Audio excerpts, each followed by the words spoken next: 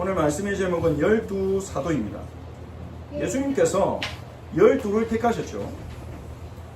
그런데 신앙생활 오래 하셨으면서도 이 예수님의 12제자의 이름을 못 외우는 분들이 많습니다. 하지만 거기에 대해서 전혀 여러분이 죄책감을 느끼거나 충격을 받으실 필요는 없습니다. 12사도의 이름을 다 외우는 것이 우리의 신앙생활의 필수는 아니니까요. 하지만 예수님이 택하신 자들이 어떠한 자였고 왜 이 12를 택하셨는가, 그 이유는 우리가 알 필요가 있겠습니다. 자, 예수님께서는 자신을 따르는 제자들이 수없이 많았는데요, 그 수많은 제자 중에서 12명을 사도로 따로 세우셨어요. 그리고 그들에게 권능을 주셨습니다. 오늘 우리가 읽은 1절의 말씀과 같이 더러운 귀신을 쫓아내며 모든 병과 약한 것을 고치는 권능을 주셨죠.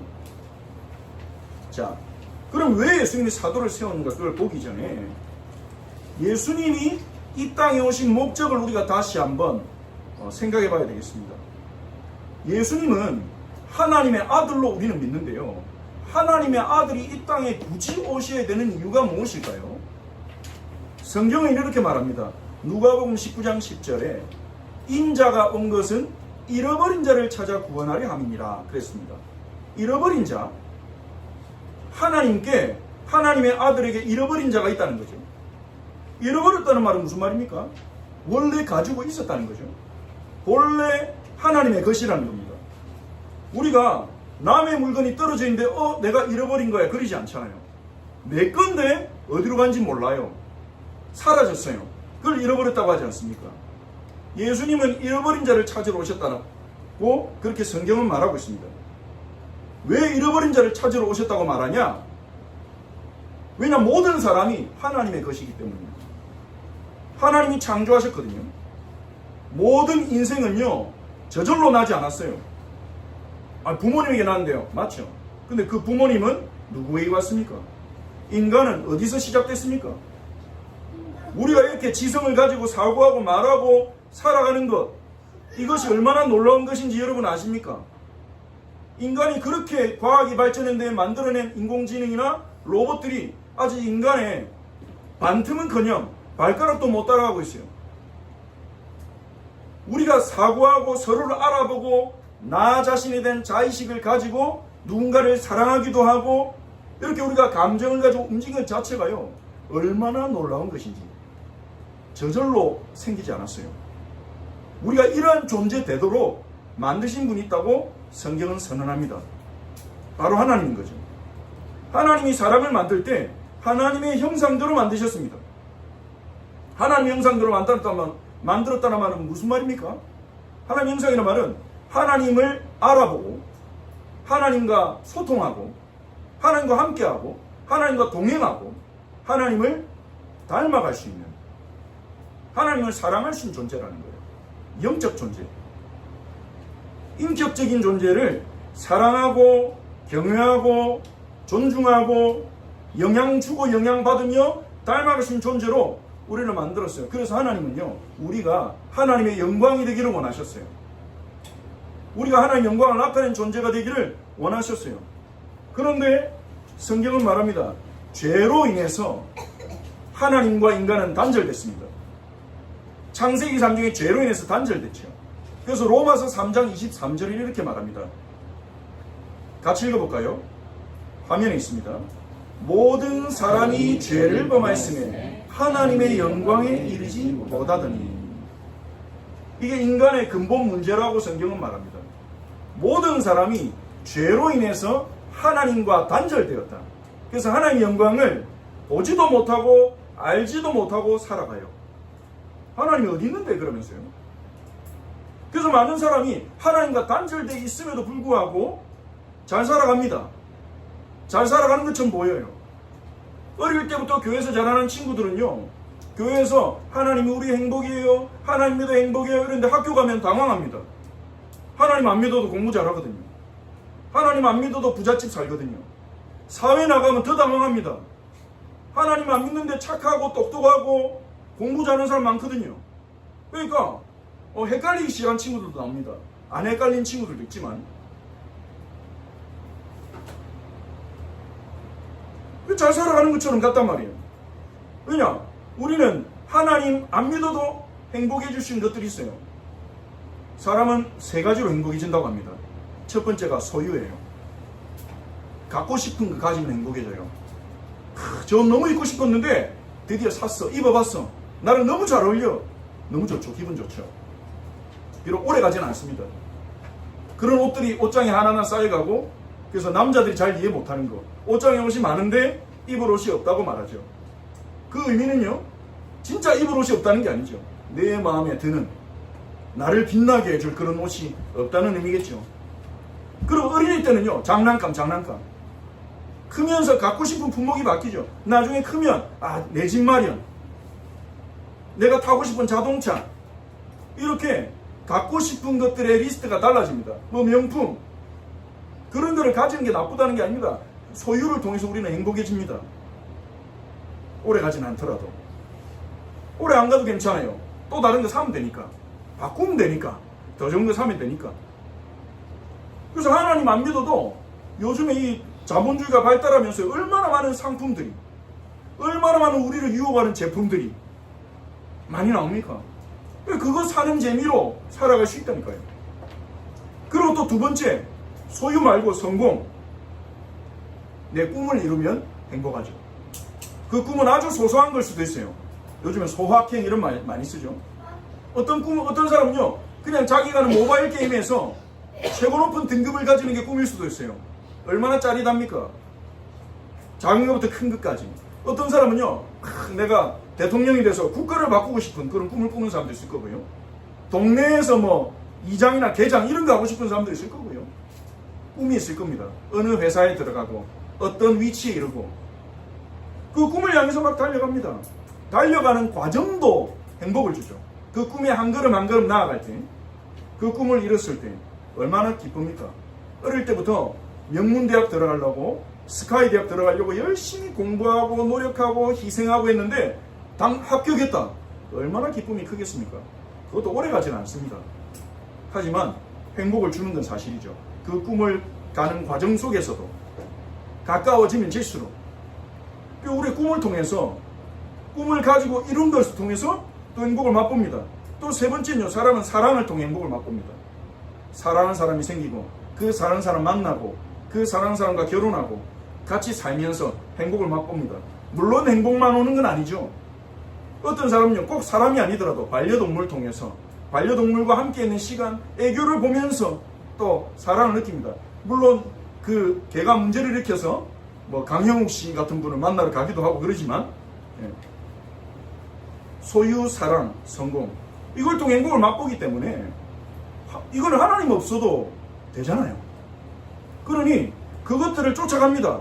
갖고 싶은 거 가지고, 하고 싶은 거 하고, 사랑하는 사람이 사랑받고 이를 위해 살아갑니다. 모든 사람 행복하고 싶거든요. 그런데 이 행복들은 우리가 다 알다시피 일시적이고요. 문제는요, 그 행복들을 파괴하는 악이 이 세상 도체에 도사리고 있다는 거예요. 전혀 예상 못한 사건, 사고가 우리나 우리 주변인들에게 터집니다. 여러분, 비행기를 타면서 비행기가 추락할 거라고 생각해 보신 적 있어요? 그럼 못하겠죠. 근데 최근에요, 비행기 추락 사고가요, 제가 아는 것만 해도 10건이 넘습니다. 그 사람은 예상했겠습니까? 어디서 문제가, 누구 잘못인지 따지기 어려워요. 비행기에 결함이 있다, 정비를 안 한 건지, 만들 때부터 문제인지, 어쨌든 그런 사고들이 와서 생명이 있습니다. 배가 침몰하고, 오래되었지만 세월호 사건을 통해서 수백 명의 어린 영혼들이 한 번에 목숨을 잃었죠. 만약에 우리가 그 가족이라면요, 그걸 얼마나 고통스럽게 잊을 수가 없겠죠. 각종 사건, 사고가 우리의 삶 주변에서 터지고 있습니다. 거기다가 범죄자들도 얼마나 많은지요. 각종 범죄가요, 주변에. 사기부터 시작해서. 여러분도 경험하고 있잖아요. 폰으로 얼마나 이상한 문자와, 전혀 뭐 가입도 안 했는데요, 별의별 문자가 다 날라옵니다. 뭐 만나자부터 시작해서 뭐 외롭지 않냐 이런 문자도 날라오고요. 그리고 뭐 돈 빌려준다 이런 것도 날라오고요. 뭐 당신은 혜택 받을 기회가 있습니다 이런 것도 오고요. 전화로 와가지고 뭐 당신 아들이 다쳤다, 가족이 다쳤으니까 돈 보내라. 이 보이스 피싱부터 시작했어요. 거기다가 어떤 사람은 너무나 안전하다고 생각하는 자기 어머니 집에 이제 자기 자녀를 맡겨놓고 놀러 간 거죠. 할머니 집에. 너무나 안전한 할머니 집 마당에서 밖에서 뛰어노는 것도 아니고요. 놀고 있는데 자동차가 들어와가지고 그 12살짜리 여자애를 치어 죽이는 이런 일을 우리가 예상할 수가 있습니까? 이런 일들이 나에게는 안 터지면 좋겠단 말이죠. 그런데 뭐 당한 사람들은 특별히 죄를 많이 지어서 당했겠습니까? 그런 악이 우리의 삶에 어느 날 다가올 수 있는 거예요. 근데 우리는 대부분 그걸 무시하고 살아갑니다. 나에게는 안 일어날 거야. 나는 저런 사기 안 당할 거야. 내 자식은 저런 일이 안 생길 거야. 생각하고 살아갑니다. 그런데 세상이냐? 곳곳에 악이 있어요. 그래서 우리는 그걸 방어하기 위해서 사람을 마음껏 믿지도 못하고요. 의심해야 되고요. 확인해야 되고요. 우리가 방어를 계속 갖춰나가야 돼요. 어제 어떤 그 방송을 보니까 사건 반영이 났는데 30대 여성이 1년 6개월 동안 교제한 남자친구인데 1년 6개월이면 작게 만난 게 아니잖아요.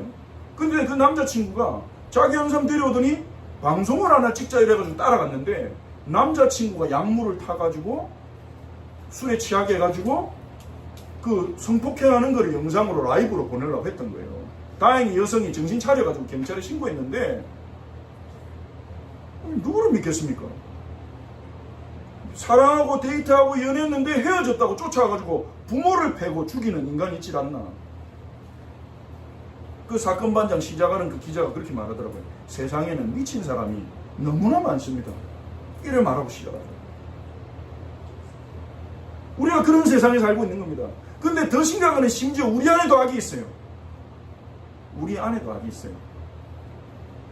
우리 안에도 이기적인 마음과 내 안에 있는 양심과 싸울 때가 많죠. 예레미야 17장 9절에 성경이 이렇게 말합니다. 같이 한번 읽어볼까요? 만물보다 거짓되고 심히 부패한 것은 마음이라 누가 능히 이를 알리오마는. 사람들이 인정 안 하죠.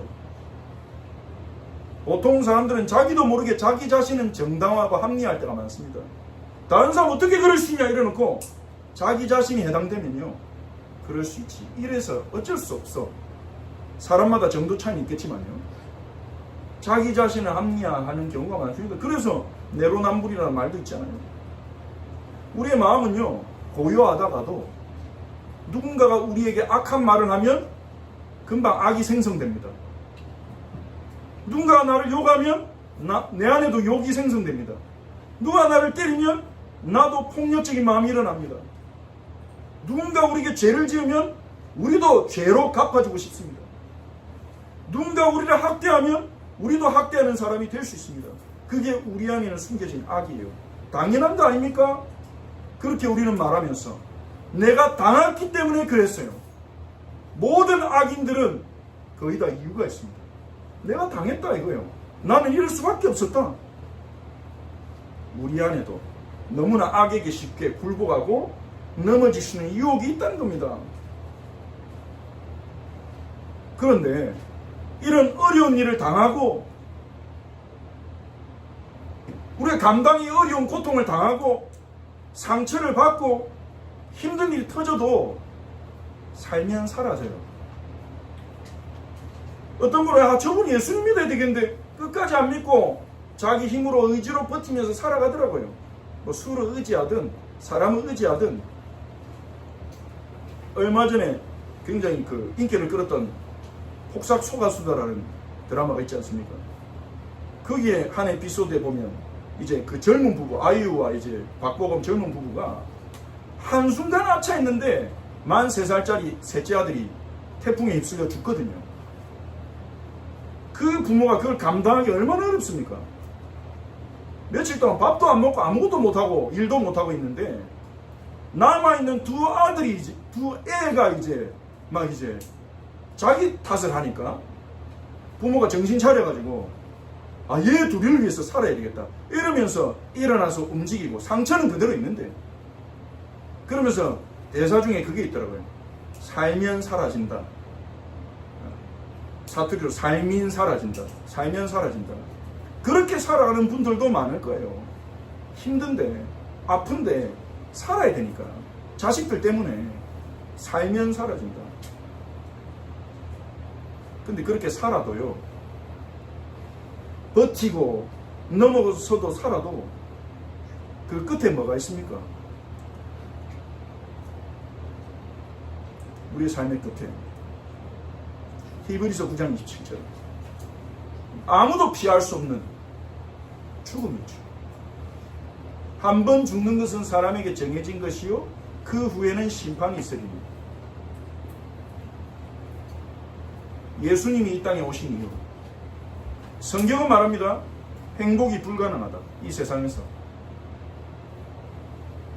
우리 아무리 많이 가져도, 우리가 아무리 꿈을 성취해도, 우리 아무리 사랑에 성공해도 그것만으로 영원히 참된 행복을 찾을 수 없다고 말해요. 왜냐하면 세상에 악이 너무 많아요. 나 자신도 모르게 오는. 여러분, 2022년에 넥슨의 창업자 김정주 씨가 그 하와이의 호텔에서 자기 목숨을 끊었지 않습니까? 그분 자산이 얼마인지 압니까? 그때 15조였어요. 15조. 그럼 꿈을 이뤘잖아요. 세계적인 게임 회사를 만들었죠. 그분이 7개국을 하는 지식인이었대요. 15조를 벌었습니다. 그 정도 돈 있으면 행복하게 살아야 되지 않을까요? 웬만하게 다 해결할 수 있지 않을까요? 그런데 이분이 우울증을 이기지 못해가지고.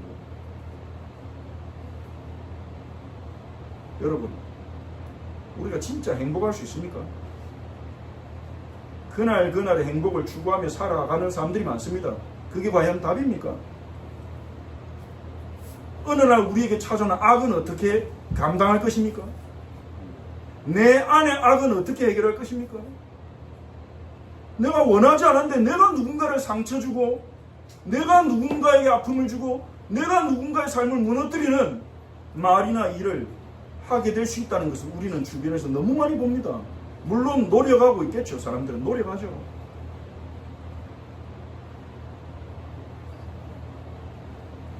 우리는 하나님 말씀 앞에서 눈을 열어서요, 우리 인생을 진짜로 제대로 직면해야 됩니다.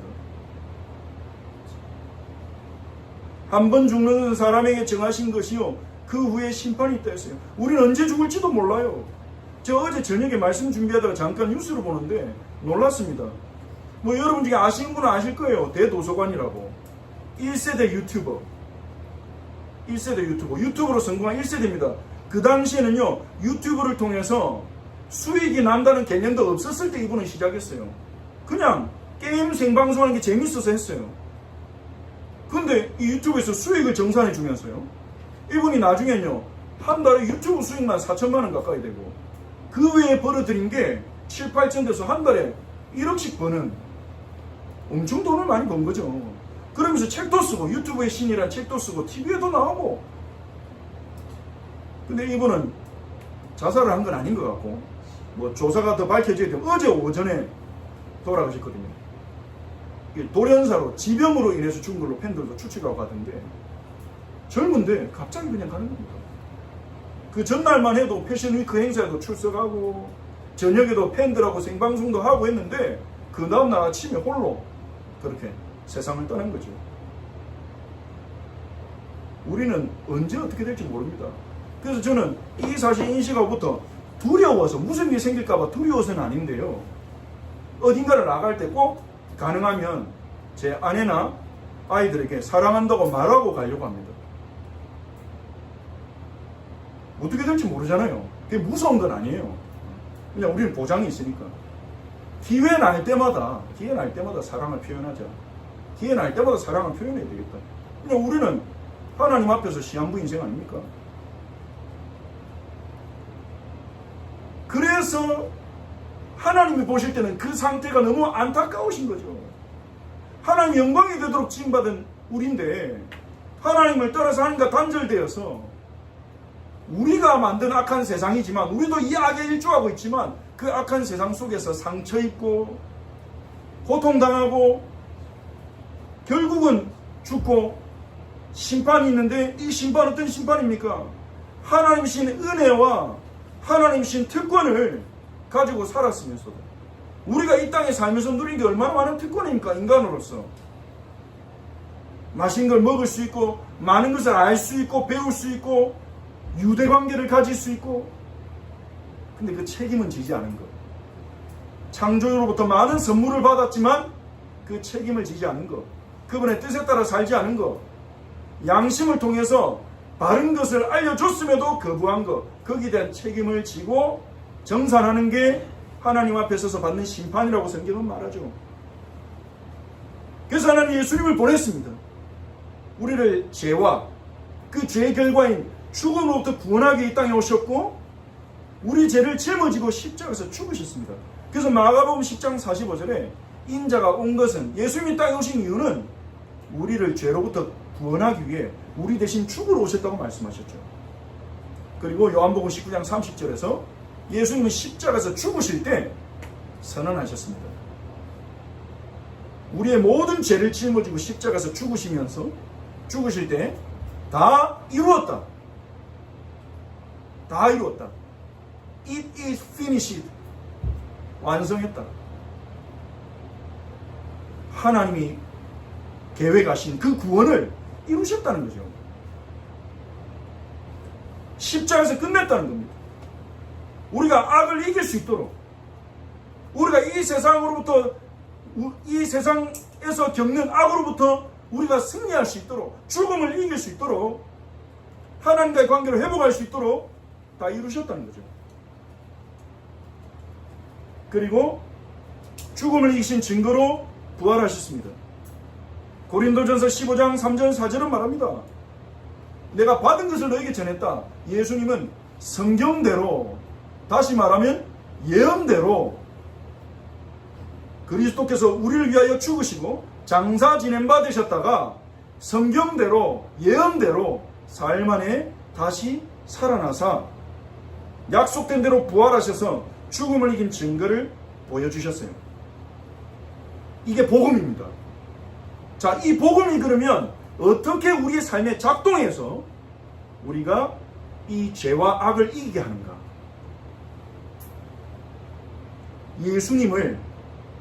우리가 이 복음을 듣고 예수님을 믿잖아요.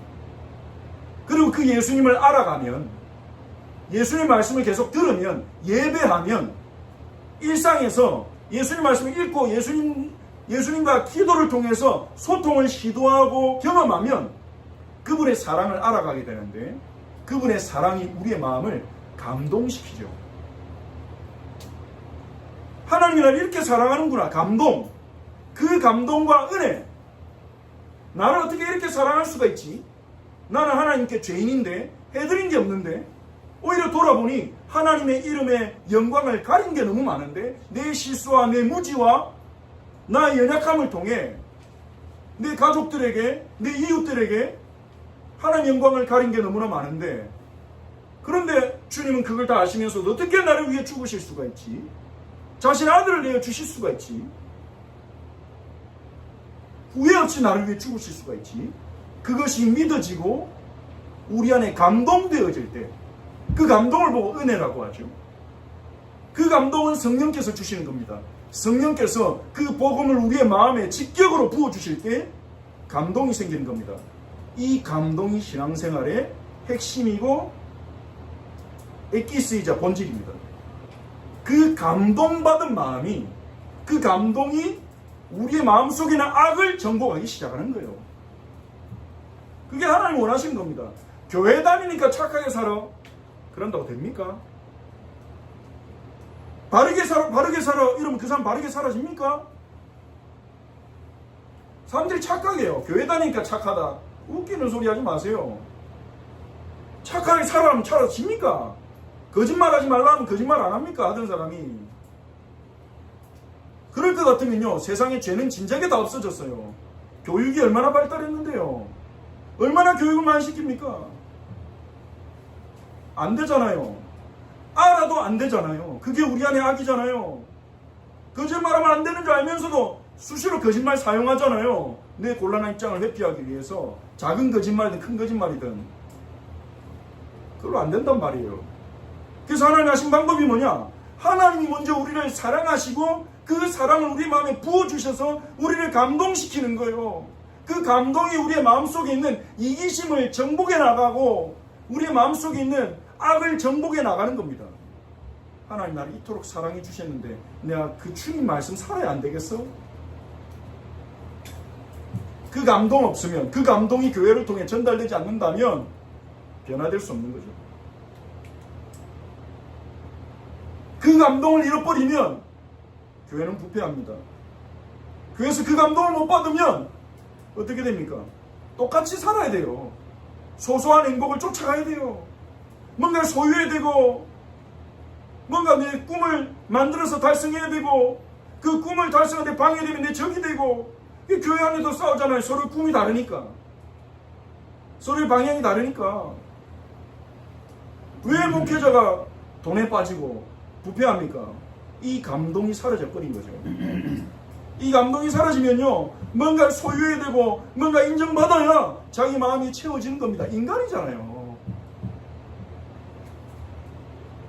우리 신앙생의 본질이 그겁니다. 십자가에 대한 감동, 예수님의 사랑에 대한 감동.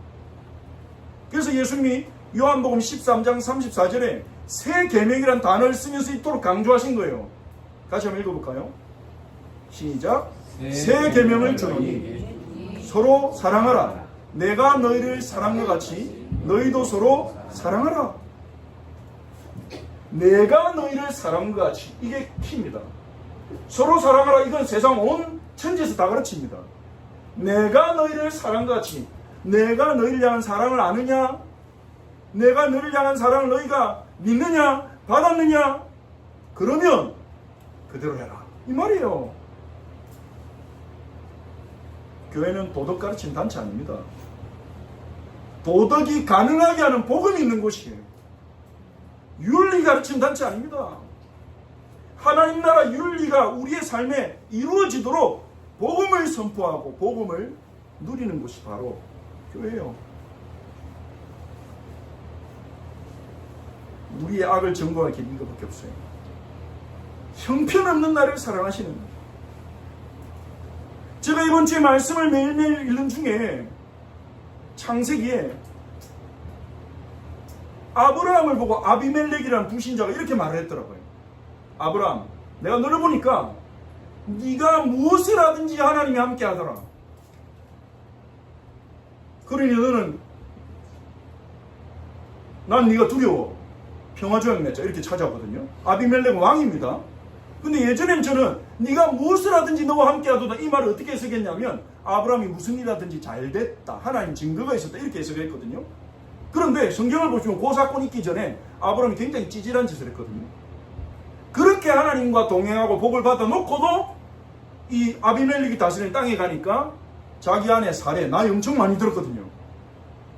그런데 그 사라를 이 그랄 왕 아비멜렉이 마음에 들어서 뺏어가고 자기를 죽일까봐 또 거짓말 시켜요. 나를 당신 남편이 하지 말고 오빠라 하세요. 밖에서는 오빠라 부르겠어요. 그러니까 아비멜렉이 친동생인 줄 알고 사라를 진짜 데려갔단 말이에요. 그 아브라함의 두려움대로. 근데 하나님이 아비멜렉에게 나타나서 꿈에 나타나서 경고하십니다. 그 사람, 그 여자 돌로 보내라. 그 여자 남편이 있다. 그 남편은 내 선지자다. 그러니까 아비멜렉이 아브라함 찾아가지고 항의하죠. 왜 아내라고 말 안 했냐? 왜 내가 죄짓겠냐? 그러니까 아브라함이 할 말이 없죠. 그 일이 있고 아비멜렉이 찾아왔단 말이에요. 말씀 묵상한 지 그게 딱 떠오르는 겁니다. 그렇게 찌질한 짓 해도 하나님이 지켜주네. 야, 얘 건드리면 안 되겠다. 그 말씀이 제게 너무 감동을 한 거죠. 우리가 뭘 하든지 넘어지고 헷갈리고 찌질한 짓 하고 그래도 하나님 우리 함께 하십니다.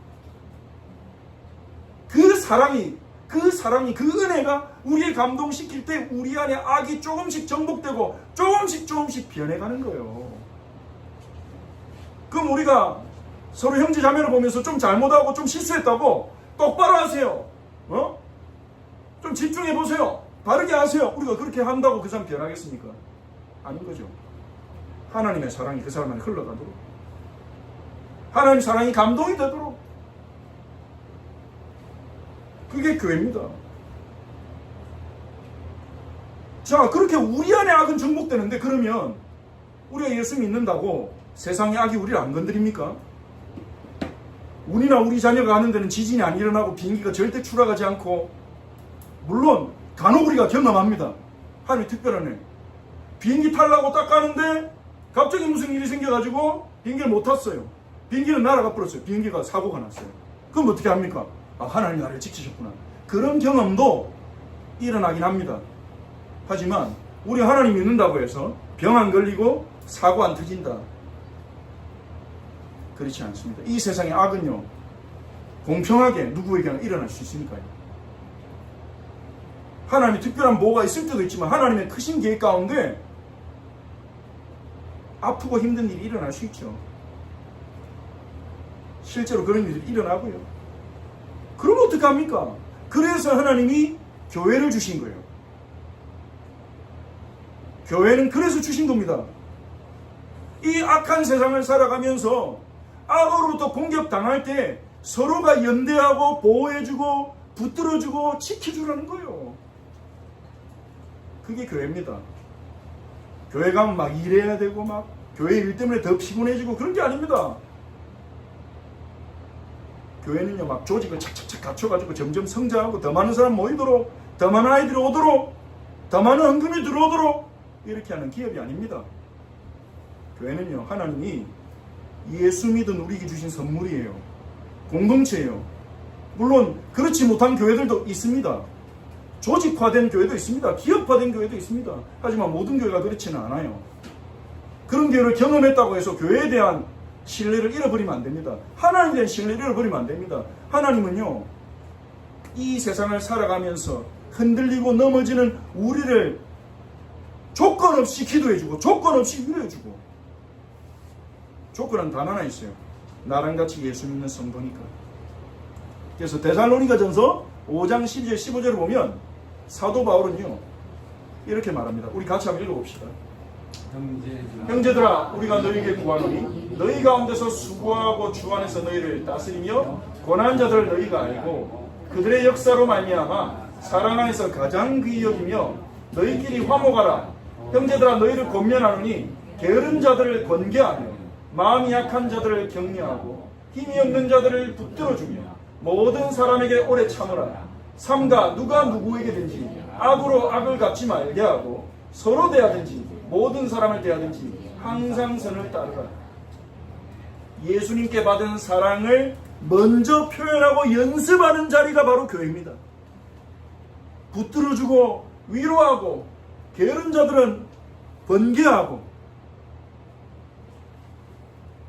사랑 안에서 귀히 여기고 주 안에서 수고하고 다스리며 권하는 자들을 알고, 이 말은요, 목회자가, 목사가 하나님의 말씀을 전달해서 이 공동체가 사랑의 공동체, 그리스도로의 공동체로 세워지도록 세움받은 자라는 것을 알고 그 가르침에 귀를 기울이고 그 주님의 가르침대로 살아가면서 이 세상에서 가장 작지만, 연약해 보이지만 강하고 힘있고 내가 사랑하고 나를 사랑하는 이런 공동체, 교회의 응답을 누리라는 거죠. 그걸 통해서 하나님은요, 우리가 이 땅을 살아가는 동안에 악을 이기게 하십니다. 누군가 아플 때요, 가가지고 기도해주고, 장례가 터지면 몰려와가지고 위로해주고, 내 자녀가 병들었다 기도해주고, 어려움이 왔다 함께 돕고, 다른 이유 때문이 아니라 예수님께 사랑받았기 때문에 동기 없이 할 수 있는 것, 그게 바로 교회입니다. 그래져야 되고요. 그리고 죽음도 이기게 될 것입니다. 예수를 믿는 우리는 죽음도 정복해야 될 것입니다. 우리도 역시 때가 되면 이 세상을 떠나가겠지만 성경에는 약속이 있습니다. 부활의 약속.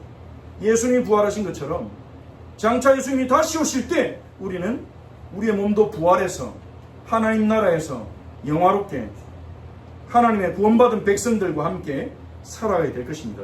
이게 예수님이 오신 목적이요 성경이 말하는 복음입니다. 이 복음을 위해 예수님이 이 땅에 오셨는데, 예수님은 공생애를 시작하면서 이 복음을 완성하는 과정에서, 복음을 시작하면서 이 하나님 나라가 이 땅에 왔음을, 왜냐하면 모르고 있거든요, 유대인들이. 그냥 똑같아요. 유대인들도 똑같았어요.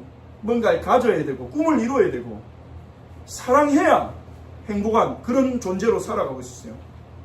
다만 그것을 율법 지키는 것으로 이루려고 했단 말이에요. 근데 예수님은요, 하나님 나라는 그게 아니기 때문에, 예수를 통해서만 회복되는 나라이기 때문에 하나님 나라를 보여주시기 위해서 모든 도시와 마을, 갈릴리죠, 갈릴리 지역을 두루 다니시면서 그들의 회당에서 가르치시고 천국 복음을 전파하면서 병과 약한 것을 고치셨습니다. 예수님이 병 고쳐줘도 그 사람이 구원 못 받으면요, 또 죽잖아요. 또 병 걸리고 죽잖아요. 병 고쳐준 게 예수님의 근본 목적은 아닙니다. 하지만 병을 고쳐주시면서 하나님 나라가 이 땅에 왔다는 것을 나타내신 거죠. 근데 예수님이 갈릴리 지역을 쭉 돌아보시고, 갈릴리 지역에 마을이 몇 개 있는데 그걸 쭉 돌아보시면서 너무 많은 사람들이 예수님 만나러 귀신 들린 자, 병든 자들이 찾아왔죠. 예수님이 다 돌고 나서 제자들이 이렇게 말씀하셨어요. 추수할 곳은 너무 많은데 추수할 일꾼이 없으니 추수할 일꾼을 보내어 달라고 구해야 되겠다. 이러면서 12사람을 예수님이 사도로 세우시고 그 12를 이제 파송하시는 겁니다. 왜 12이냐? 12은 전체 이스라엘 상징하는 숫자예요. 구약의 12지파. 근데 구약 성경에 보면 선지자들이 예언했거든요. 앞으로 이스라엘의 남은 자들이 회복될 때 이 땅에 정의와 평화가 이루어지고 악이 사라지고 하나님이 함께 할 거다.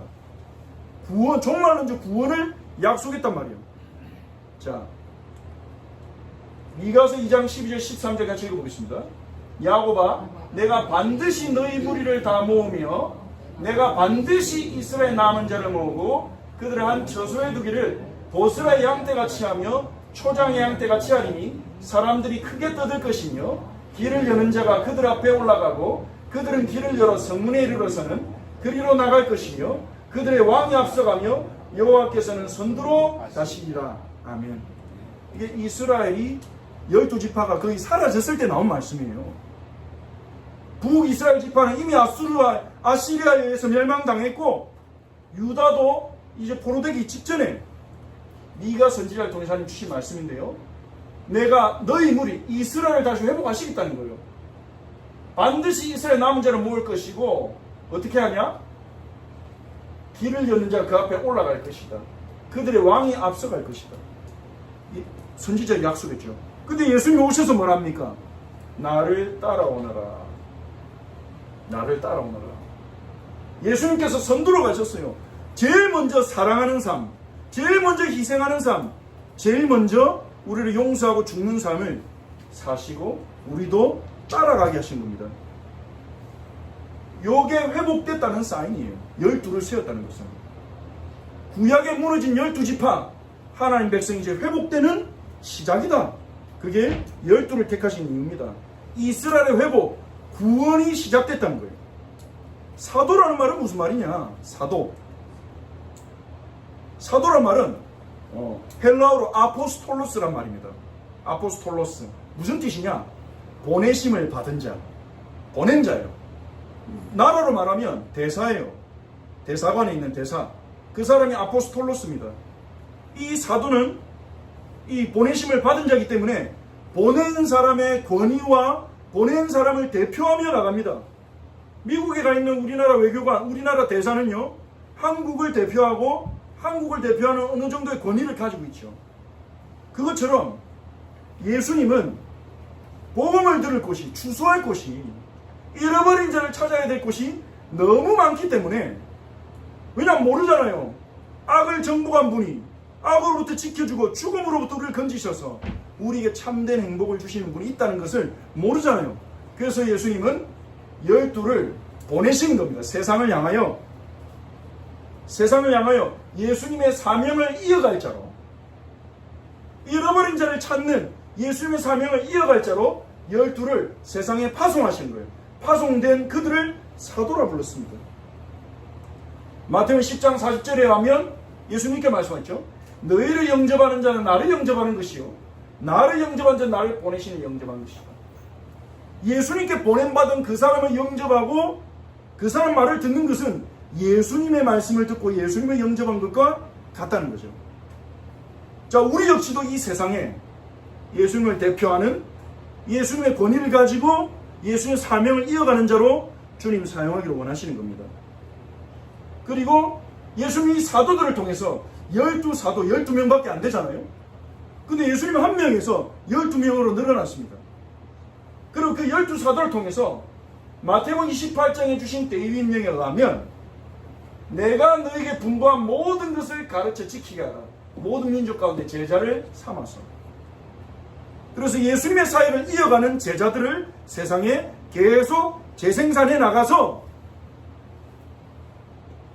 예수님께 받은 감동으로 나의 악을 정복하고, 나와 같이 예수 사랑을 받은 교회 공동체와 함께 세상의 악을 뛰어넘고 그 예수 안에서 부활의 약속을 붙잡고 죽음을 뛰어넘는 이 축복을 누리는, 이 축복을 전하는 예수님 사명을 감당할 제자들을 세우라고 하시죠. 그 시작이 12사도를 세우고 파송하신 것입니다. 세상을 살리고 회복하는 시작인 거죠. 그러면 이 예수님이 사도로 택한 사람들은 어떤 사람인가? 예수님은 아주 다양한 사람을 사도로 택하셨습니다. 10장 2절에서 4절에 보면 12명의 이름이 나오죠. 우리 한 명씩 읽어봅시다. 시작. 베드로, 안드레, 세베대 아들 야고보, 요한, 빌립, 바돌로메, 도마, 세리마테, 알페의 아들 야고보, 다데오, 가나나인 시몬, 가룟 유다. 12명이죠. 야고보가 이름이 2명이기 때문에 아버지 이름으로 구별했습니다. 세베대 아들 야고보, 알페의 아들 야고보. 이 가운데 베드로는 별명이고요. 원래 이름은 시몬입니다. 베드로는 반석이란 뜻의 별명입니다. 예수님이 시몬에게 붙여주신 별명이죠. 그리고 시몬과 안드레는 형제고요. 세베대 아들 야고보와 요한이 또 형제입니다. 형제 2명이 있죠. 그리고 빌립, 바돌로메는 요한복음에 나다나엘이라는 이름으로 나옵니다. 요한복음에 나온 나다나엘이 바돌로메와 동일 인물이고요. 그리고 도마는 이게 이름 아니고 별명일 수도 있다는 말이 있습니다. 아람어로 도마는 쌍둥이라는 뜻입니다. 그래서 아마도 이 사람이 이름이 흔하기 때문에 이 사람의 별명이 더 유명해졌을 것이다. 베드로도 마찬가지죠. 시몬이라는 이름보다는 베드로라는 이름이 더 유명하죠. 반석. 그래서 도마, 마태는 직업이 강조되어 있습니다. 세리, 텍스 컬렉터인데 유대에서 아주 이제 차별받던, 최악의 취급을 받던 직업이죠. 왜냐하면 로마의 편에 있었기 때문에.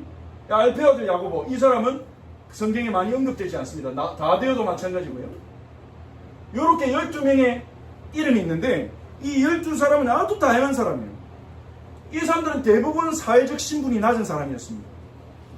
대부분이 갈릴리 출신이에요. 갈릴리는 이 호수 주변 지역에 있는 마을들인데 이 갈릴리는 예루살렘부터 변방과 시골로 여겨진 지역입니다. 예루살렘이 대도시고요. 변방 시골에서 베드로, 안드레, 야고보, 요한 이 4사람은 어부였습니다. 물고기 잡는 어부, 갈릴리에서.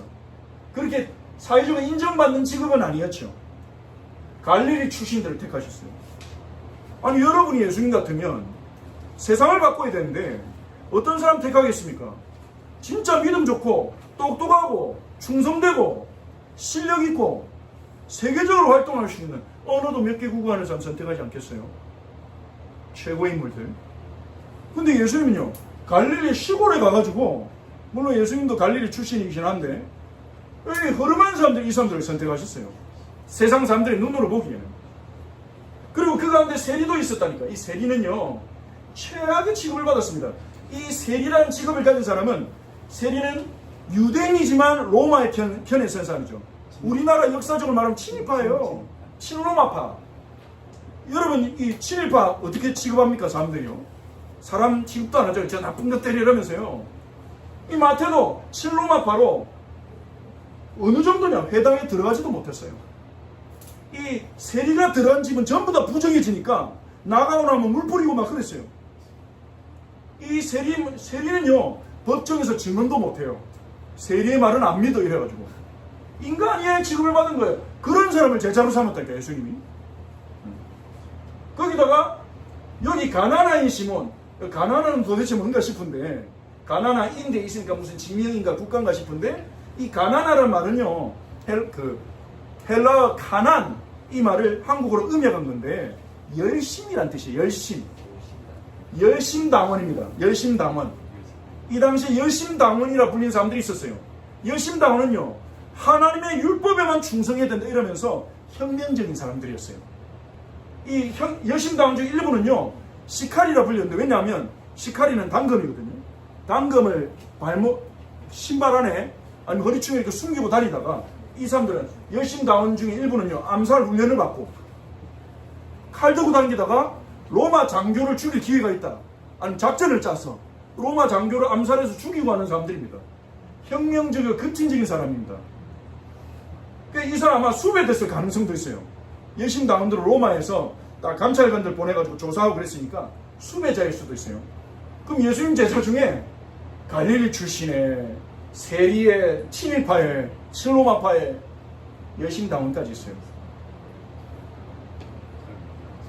그리고 예수님 제자들은 다양한 기질을 갖고 있어요. 여러분 베드로 제일 잘 알잖아요. 얼마나 다혈질입니까? 성질 급하고 근데 믿음은 최고예요. 막. 난 주님 절대 배신 안 합니다. 주는 그리스도시요 살아계신 하나님의 아들이십니다. 앞에 나서가지고 리더십도 있고 카리스마도 있어요. 근데 예수님 앞에 제일 많이 깨진 사람도 이 사람이죠. 열정적인 믿음 충만한 이런 사람도 있고요.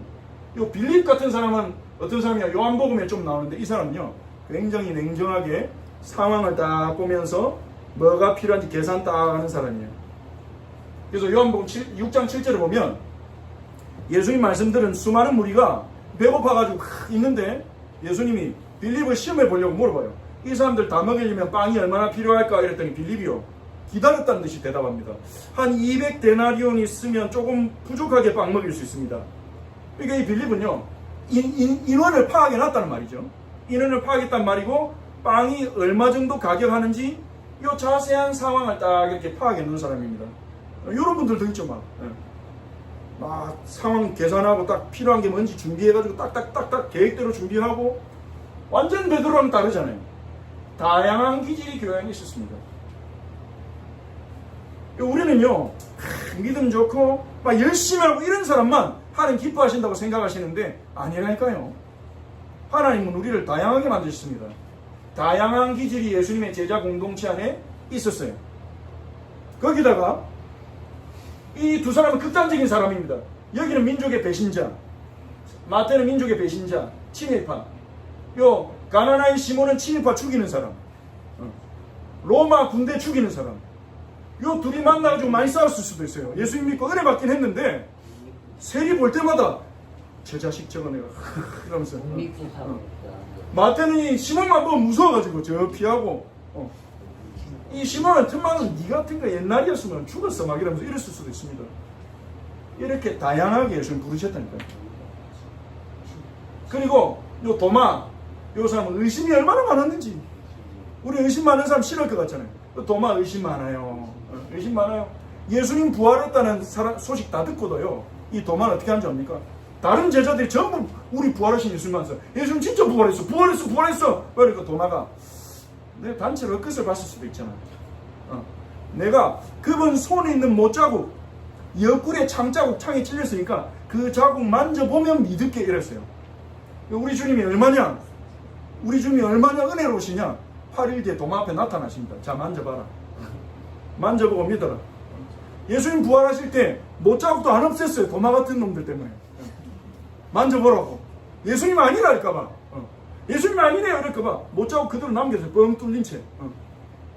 우리 나중에 주님 만나도 그대로 뻥 뚫린 채 있으실 수도 있어요. 만져봐. 만져보고 믿는 자가 되라. 만져보고 믿는 자가 되라. 의심 많은 도마도 예수님을 사랑하셨어요. 여러분, 여러분의 지금 상태가 어떻든지 주님 여러분 사랑해서 부른 겁니다. 내가 과연 하나님 기뻐하시겠나? 기뻐하시니까 불렀죠. 기뻐하니까 복음 주고, 기뻐하니까 복음 믿게 하고, 기뻐하니까 예배 자리로 오게 하시는 거죠.